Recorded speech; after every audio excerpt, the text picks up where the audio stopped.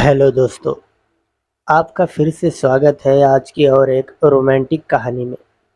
मेरा नाम विशाल है। मैं 19 साल का एक नौजवान लड़का हूँ। मैं एक गरीब परिवार से हूँ। मेरे परिवार में हम 4 ही सदस्य रहते थे। मेरे भैया, भाभी, माँ और मैं। मेरी माँ और भैया काम पर जाते थे।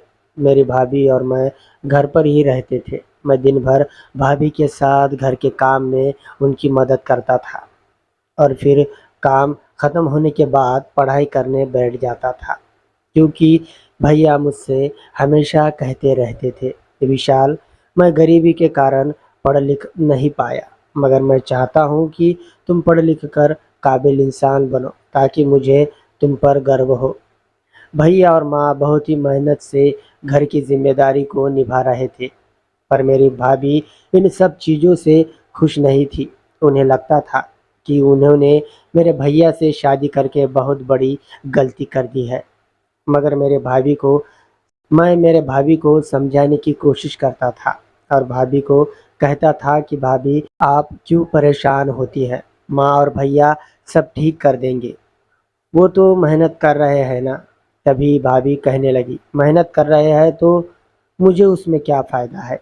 इतने दिन हो चुके हैं हमारी शादी को, पर अभी तक तुम्हारे भैया ने मुझे एक अच्छी सी साड़ी भी लाकर नहीं दी। हर बार तुम्हारे भैया मुझसे कहते रहते हैं कि अगली बार ला कर दूंगा, बस मुझे आस पर ही बिठा देते हैं। उन्हें तो मेरी कोई परवाह ही नहीं है। बस उन्हें शराब पीने के लिए रोज़ पैसे मिलते हैं। मैं भाभी का गुस्सा समझ रहा था कि भाभी कितनी अंदर से दुखी है। मेरे भाभी को भी दूसरे औरतों की तरह रहना पसंद था, पर मेरे भैया की कमाई पर भाभी की ख्वाहिश पूरी होना नामुमकिन था। पर एक बात तो थी, मेरे भैया रोज़ शाम में पीकर आते थे और भाभी के साथ बहुत ही गलत तरीके से बात करते थे। जब मेरे भैया भाभी का झगड़ा चलता था तो मैं, मेरी माँ, हम दोनों बाहर बैठ जाते थे, क्योंकि मेरे भैया को उन दोनों के बीच में बोलना पसंद नहीं था। मैं तो भैया के स्वभाव से तंग आ चुका था और मेरे माँ से कहने लगा, माँ, आखिर भैया कब ये पीने की आदत को छोड़ेंगे? भैया के शराब पीने से भाभी को कितनी दिक्कतों का सामना करना पड़ता है। मेरा तो इस घर में रहने का मन ही नहीं है। तभी मेरे माँ ने मुझे कहा, तुम्हारा भाई पहले ऐसा नहीं करता था, मगर तुम्हारे पिताजी के जाने के बाद ही उसे ये बुरी आदत लग गई है। क्या करेगा बेटा, वो भी तुम्हारी तरह पढ़ना लिखना चाहता था।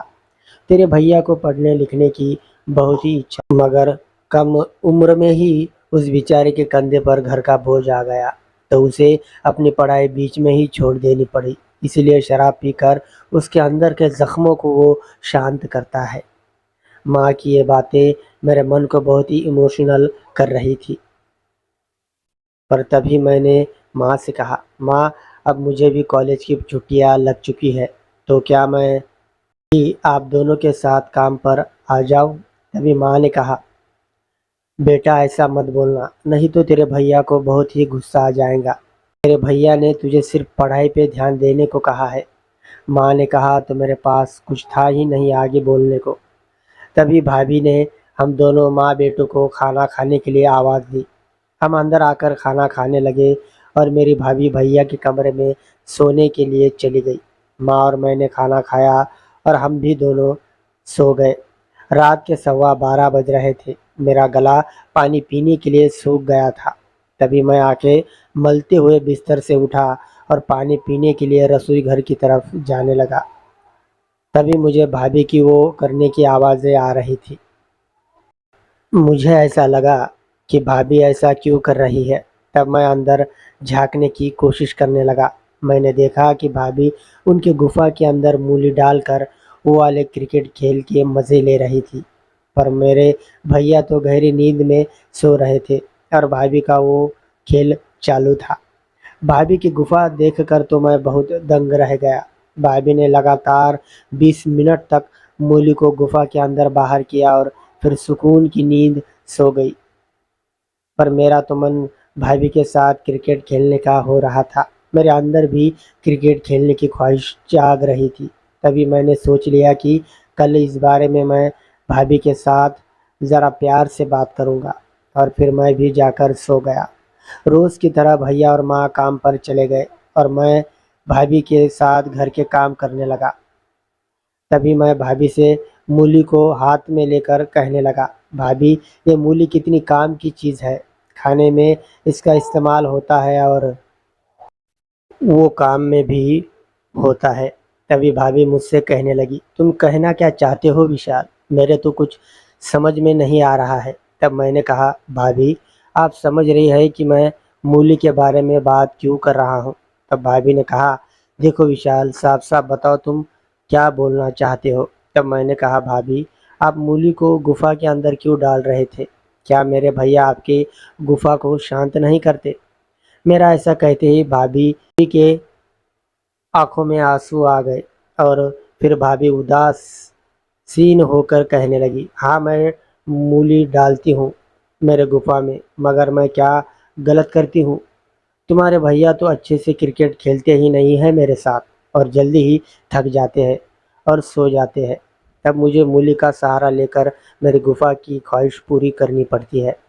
अब तुम ही बताओ विशाल, मैं कैसे मेरे अरमानों को पूरा करूं। मैं भाभी के जज्बातों को अच्छे से समझ गया था और तभी मैंने भाभी से कहा, भाभी मैं आपके साथ क्रिकेट खेलूंगा, फिर देखिए कैसे मैं आपको चौके और छक्के लगाता हूं। मेरा ऐसा कहते ही भाभी मुझ पर भड़क गई और मुझसे कहने लगी, ये तुम क्या कह रहे हो विशाल, मैं तुम्हारे साथ वो वाला क्रिकेट खेलूंगी, तुम ये गलत सोच रहे हो। तुम अब इसके आगे कुछ भी नहीं कहना।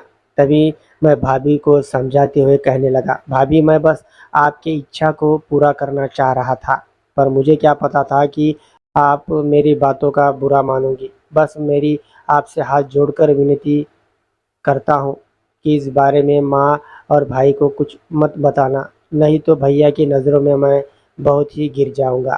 तभी भाभी ने कहा, सुनो विशाल, मैं मानती हूँ कि तुम्हारे भैया शराब के नशे में मेरे साथ क्रिकेट नहीं खेल पाते हैं, पर इसका ये तो मतलब नहीं कि मैं किसी दूसरे के साथ क्रिकेट खेलकर मेरे पति को धोखा दूँ। हाँ मैं मानती हूँ कि मैं मूली से मेरी गुफा को शांत करती हूँ, पर किसी और को नहीं मेरे साथ खेलने दूंगी।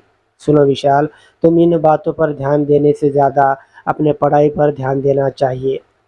तुम्हें तुम्हारे भैया का विश्वास कभी भी टूटने नहीं देना और तुम फिक्र मत करो, मैं तुम्हारे भाई से ना ही माँ से इस बारे में बात नहीं करूँगी, पर तुम्हें आज से इन बातों को अपने मन से निकाल कर फेंकना होगा।